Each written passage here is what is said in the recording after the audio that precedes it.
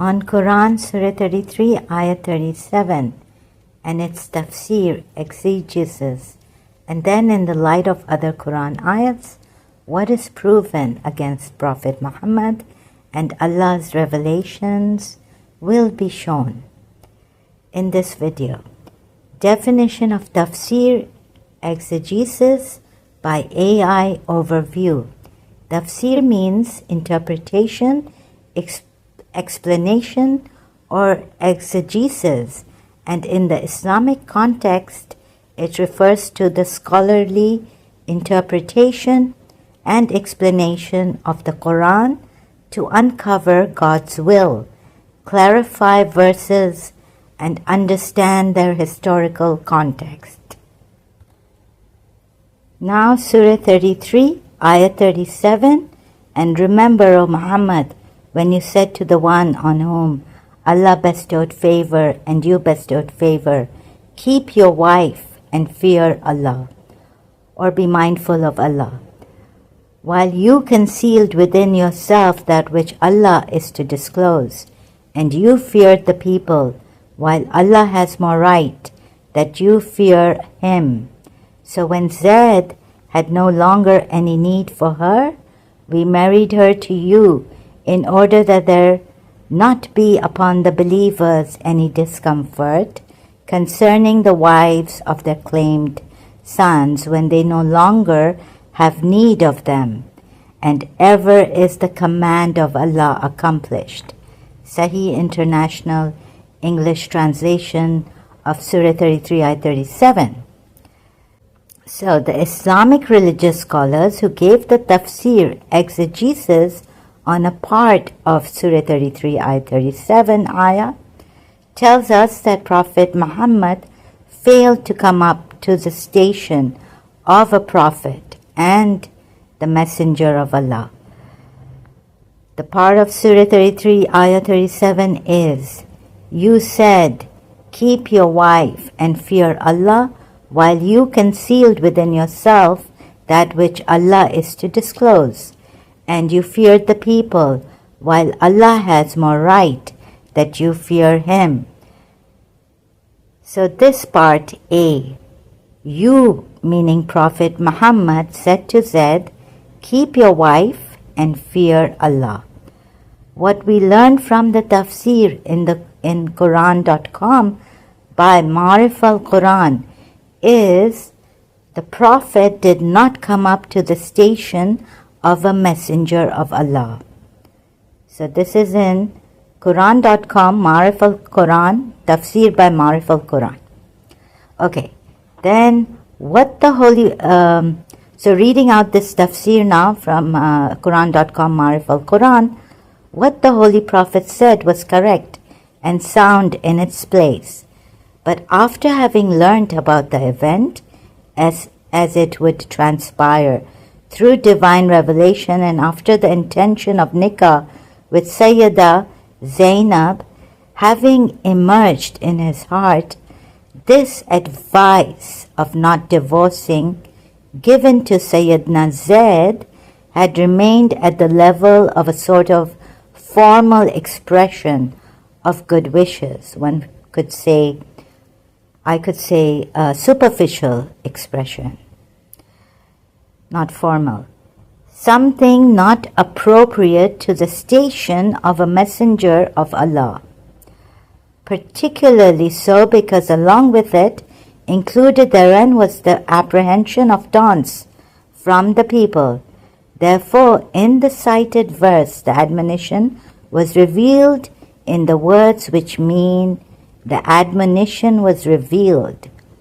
Admonition against Prophet Muhammad, Allah's admonition against Prophet Muhammad in the words which mean you were concealing in your heart what Allah was going to reveal. When the information about his marriage, with Sayyidah Zainab was conveyed to him from Allah, and the intention of marriage had already,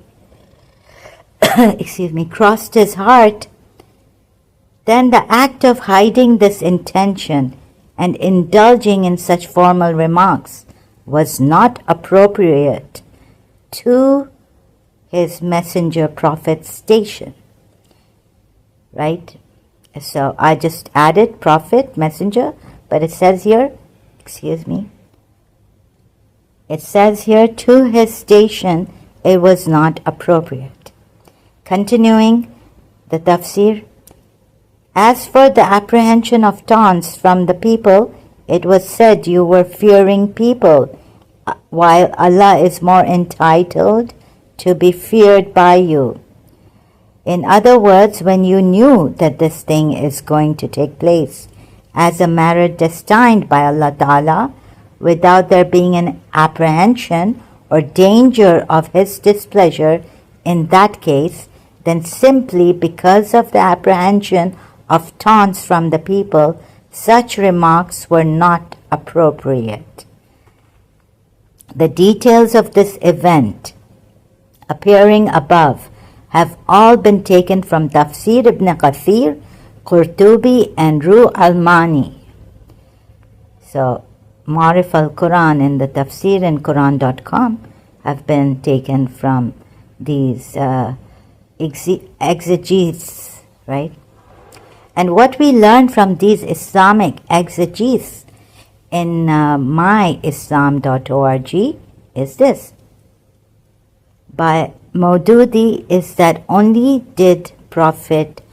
not only did Prophet Muhammad fall below the station of a messenger of Allah, but also the high position of a prophet of Allah.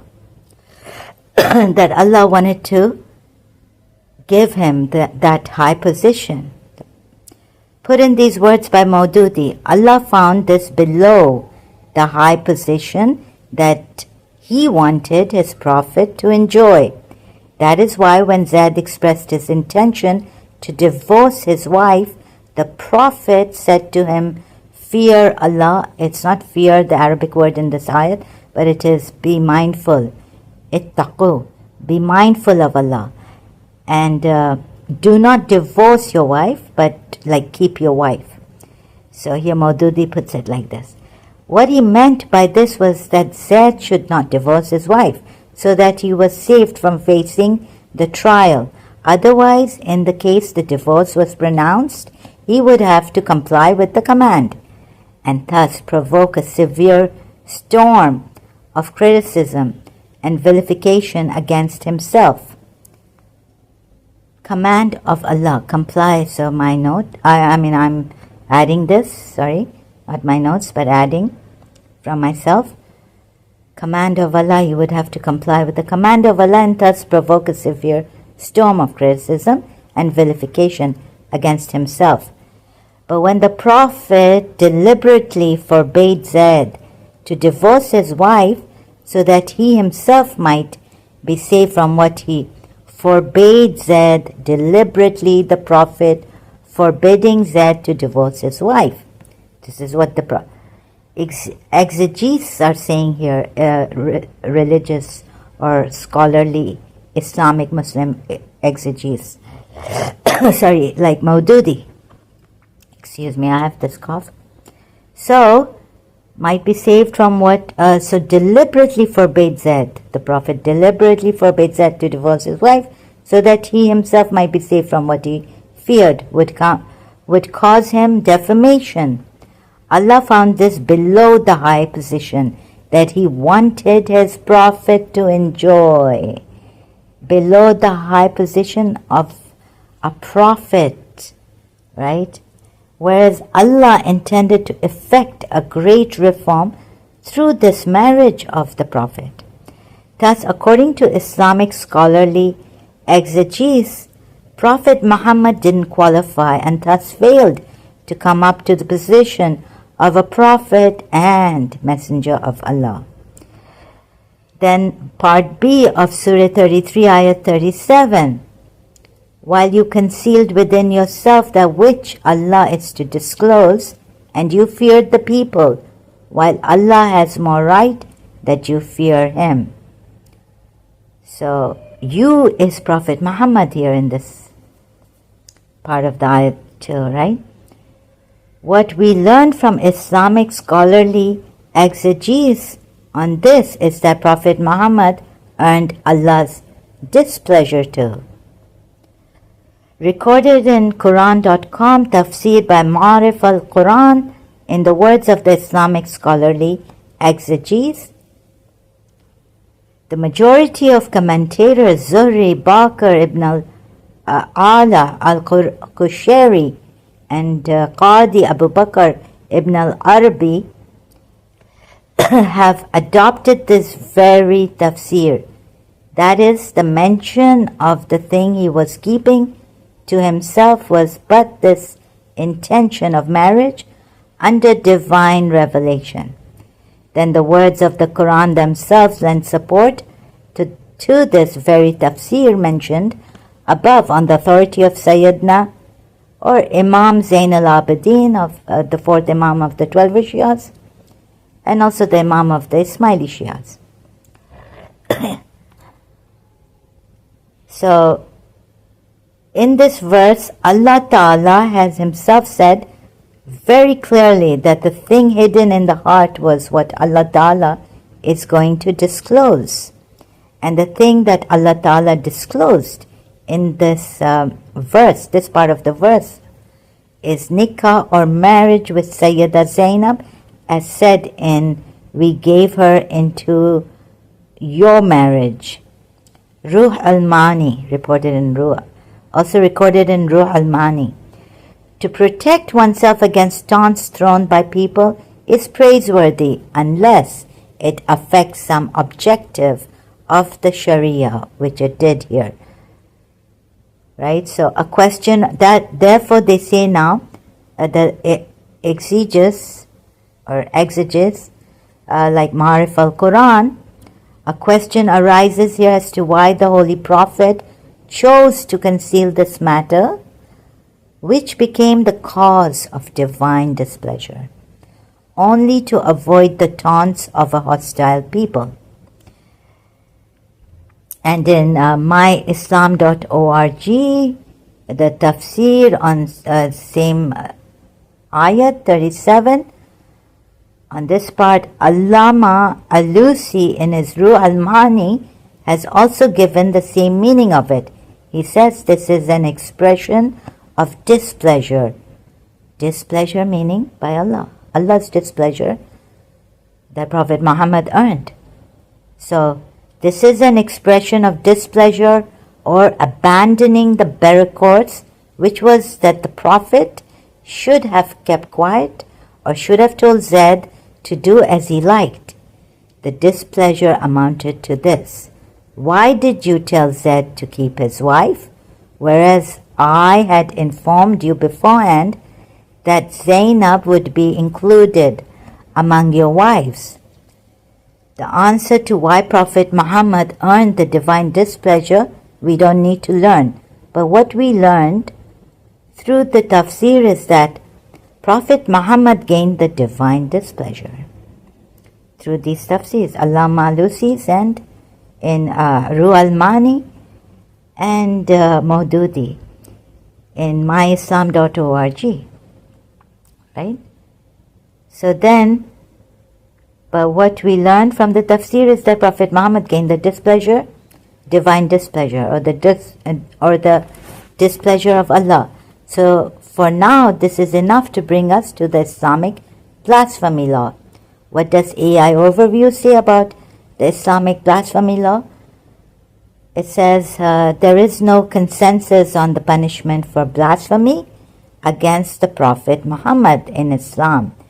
The Quran does not prescribe a specific worldly punishment, while some interpretations of Hadith link blasphemy to the death penalty, often by classifying it as apostasy. These interpretations are debated and considered by some scholars to contradict the Quran, which suggests that punishment for blasphemy is a matter for God in the hereafter. Some interpretations argue the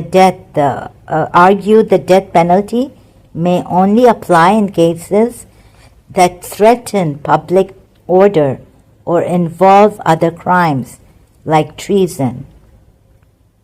However, in Pakistan, blasphemy law is like this. In January, taken from Wikipedia, sorry. In January 2023, Pakistan's National Assembly passed a vote to tighten the country's blasphemy laws, a move that incited concern among minority groups. These communities feared the enhanced laws could lead to more human rights violations and further persecution of religious minorities. On January 17, the Assembly unanimously approved the Criminal Laws Amendment Bill.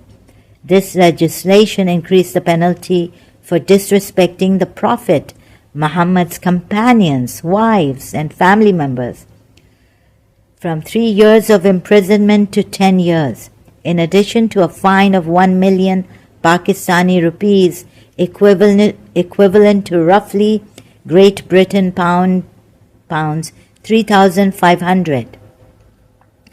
Blasphemy is a capital offense in Pakistan. Wikipedia gives us this. What about our findings through academic research and evidence examining Quran ayats that reveal the Prophet Muhammad to be a false prophet and Quran to be from other than Allah? Then neither we nor our findings should come under blasphemy law in Islam.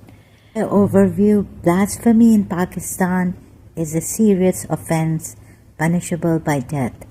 Though no one has been executed by the state, accusations alone are often enough to lead to mob violence, with vigilantes killing dozens of people who are awaiting trial. The laws are widely criticized by human rights groups for being discriminatory and used to settle personal vendettas and persecute minorities, with false accusations leading to imprisonment but no penalties for the accusers. Legal and social context. Legal punishment. The Pakistan Penal Code includes offenses against religion with defamation of the Prophet Muhammad, Section 295-C, carrying a mandatory death sentence. However, courts have not carried out this penalty. Since the exegesis state for Surah 33, Ayah 37, that Prophet Muhammad didn't come up to the station of a messenger of Allah or the high position of a prophet and also earned the displeasure of Allah, why should individuals or who were Muslims researching the Quran found Prophet Muhammad to be a false prophet lead to them being punished for saying what they have found to be true against Prophet Muhammad and the Quran? Thus, having seen from the exegesis, Tafsir, that Prophet Muhammad should not have concealed in himself what Allah was to reveal, since he knew what Allah was to reveal, yet telling Zaid to keep his wife and be mindful of Allah, and also fearing the people rather than Allah gained him, rather than Allah. So, which gained him Allah's displeasure. Now let's also look at this part of the ayah in the light of Quran ayah, Surah 4.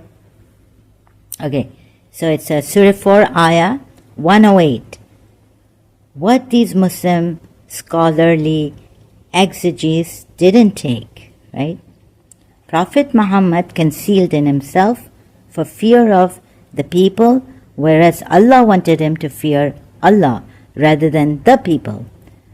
Surah 4 ayat 108, they conceal from the people, but they cannot conceal from Allah, and He is with them when they spend the night in such as He does not accept of speech. And ever is Allah what they do encompassing. Sahih International's translation of Surah 4 ayat 108 I just read out, and now reading out Maududi's translation on this Surah 4 ayat 108. They can hide from men, but they cannot hide from Allah, for He is with them, even when they hold nightly counsels that are unpleasing to Allah. Allah encompasses all their doings. Now you see, unpleasing to Allah. So the exegetes, religious scholars, Muslim religious scholars say that Prophet Muhammad gained the displeasure of Allah in Surah 33 at 37. Right? So, what the Muslim scholarly exegetes have worked out on Surah 33 at 37 is from this ayah, which is about deceptive or dishonest people. Allah tells Prophet Muhammad, do not argue for the dishonest ones also. In Surah 4, Ayat 105, Allah states, O Messenger, we, in brackets, close brackets, we have revealed to you this book with the truth so that you may judge between people in accordance with what Allah has shown you. So do not dispute on behalf of the dishonest. Maududi's translation. Then Surah 4, Ayat 107, and do not argue on behalf of those who deceive themselves. Indeed, Allah loves not one who is a habitually sinful deceiver. Sahih International Translation. And Surah 4, Ayat 109, here you are, those who argue on their behalf in this worldly life. But who will argue with Allah for them on the day of resurrection? Or who will then be their representative? Sahih International Translation of Surah 4, Ayat 109. Taking these ayahs and going back to Surah 33, Ayat 37, the part where Prophet Muhammad himself concealed in himself what he should not have. That's why Allah rebukes him. And this also causes him to earn Allah's displeasure, according to Muslim scholarly exegetes. So this proves Prophet Muhammad was a dishonest person, not only through the exegesis, tafsir, but also through the Quran ayats, Surah 4, ayats 105 to 108. Right? So now, so let me read again Surah 33, ayat 37. And remember, O Muhammad, when you said to the one on whom Allah bestowed favor and you bestowed favor, keep your wife and fear Allah, while you concealed within yourself that which Allah is to disclose, and you feared the people, while Allah has more right that you fear Him. And so noteworthy is that these Muslim scholarly exegetes didn't apply Surah 2, Ayat 235 for this either, as a defense for Prophet Muhammad's concealment. Surah 2, Ayat 235, Allah states, there is no blame upon you for that to which you allude concerning a proposal to women. Who are these women? They're females undergoing divorce and iddah. Right? So again, Surah 2, continuing with Surah 2, Ayat 235, concerning a proposal, allude concerning a proposal to women or for what you conceal within yourselves. Allah knows that you will have them in mind, but do not promise them secretly, except for saying a proper saying, and do not determine to undertake a marriage contract until the decreed period reaches its end. And know that Allah knows what is within yourselves.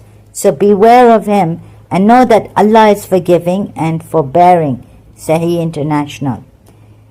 Now, iddah. What is iddah? As I said, that for the females, this ayat, and for the men who want to marry them, they can, there's no blame upon you for that which you indirectly allude concerning a proposal to these women. So, and you conceal within your, or for what you conceal within yourselves about these women. So these females undergoing divorce and iddah, waiting period. So what is iddah? AI overview has given us a definition of iddah.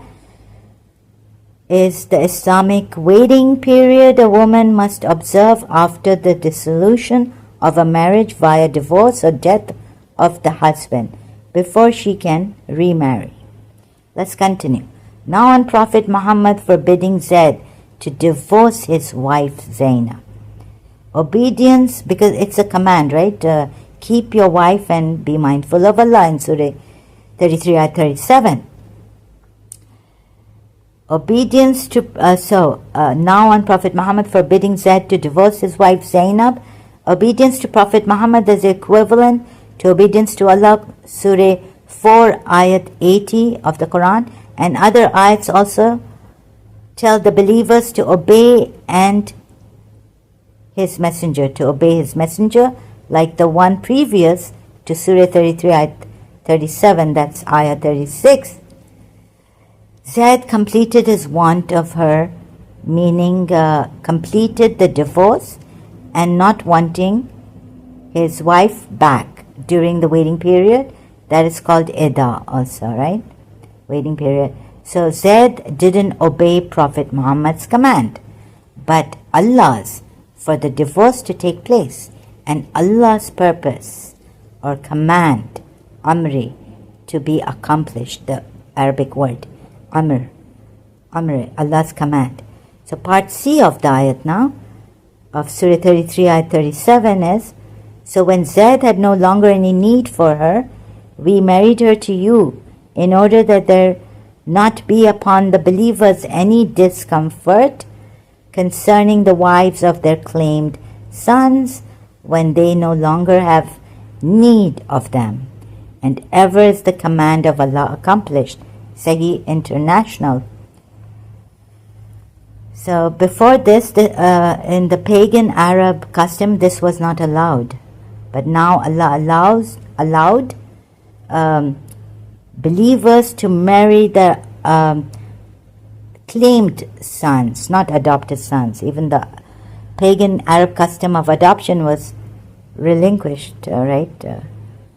So now the new law here was that you can marry your adopted son's ex-wives. But noteworthy, Zaid doesn't obey Prophet Muhammad's command to keep his wife and be mindful of Allah. Right? So this. And Prophet Muhammad became a hindrance to Allah's command by commanding him, it's a command, to keep his wife and be mindful of Allah. How can Allah then make the obedience to his messenger equivalent to himself when his own chosen messenger and prophet became a hindrance to Allah's command? Amri, right? Here, the Arabic word in this ayat, Surah 33, ayat 37.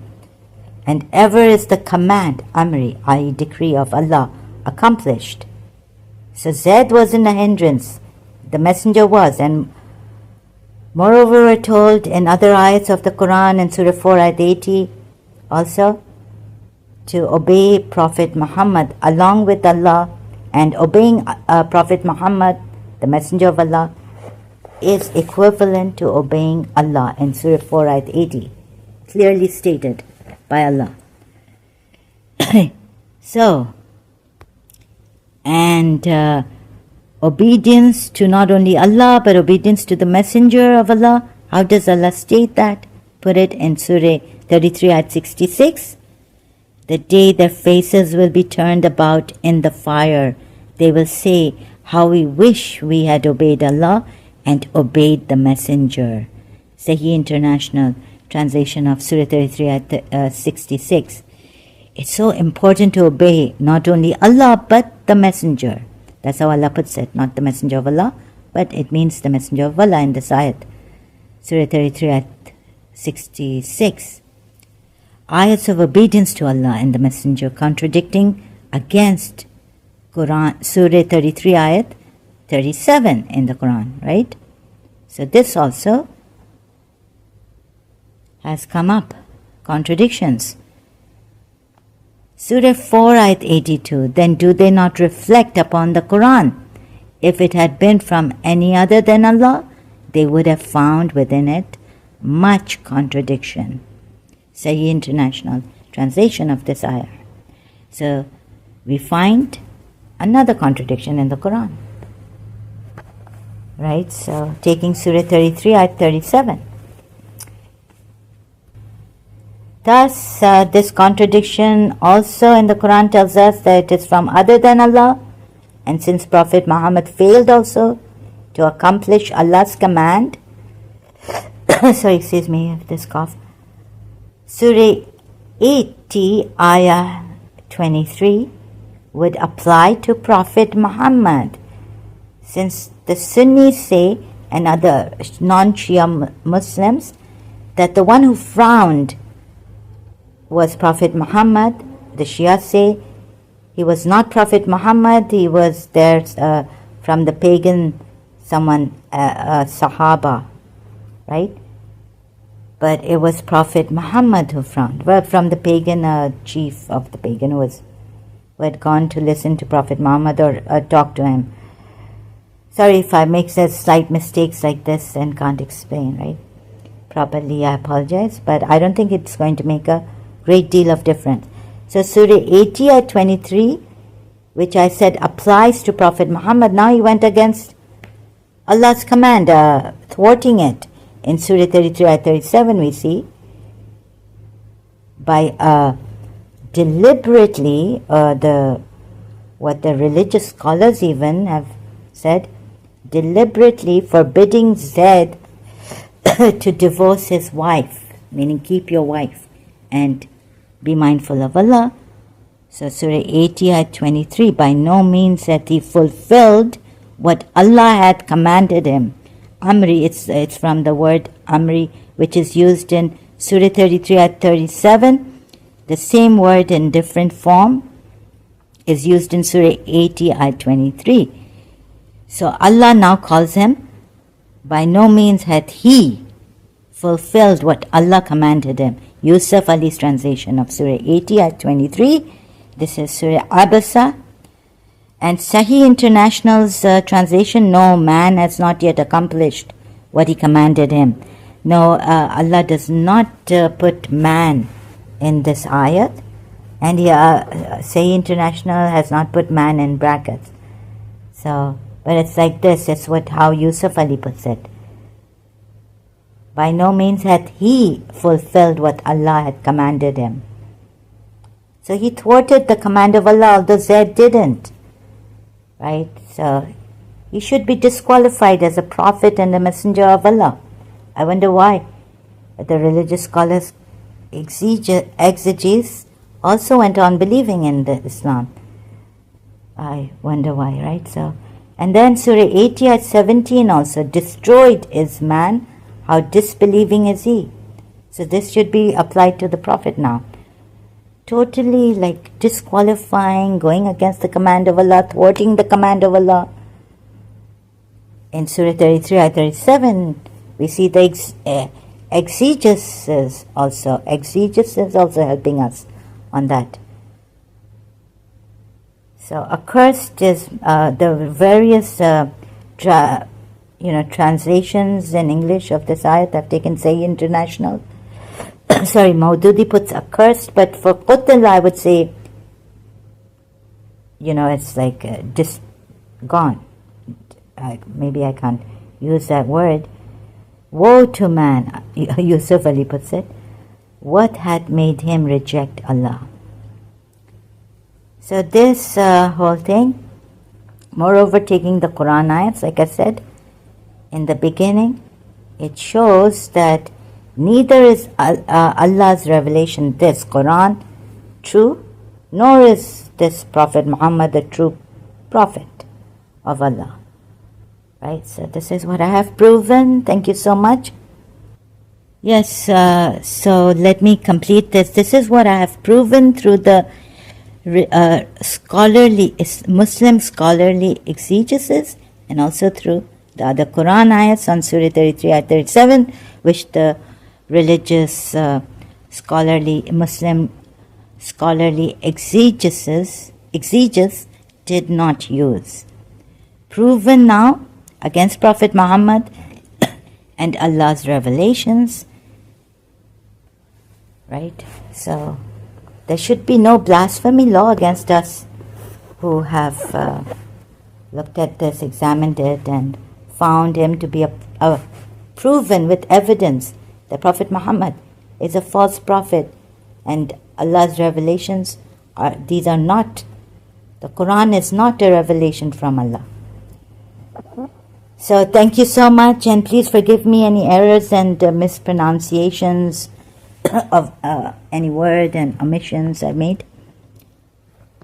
Try to improve myself the next time, and any serious mistakes I don't think I've made at all.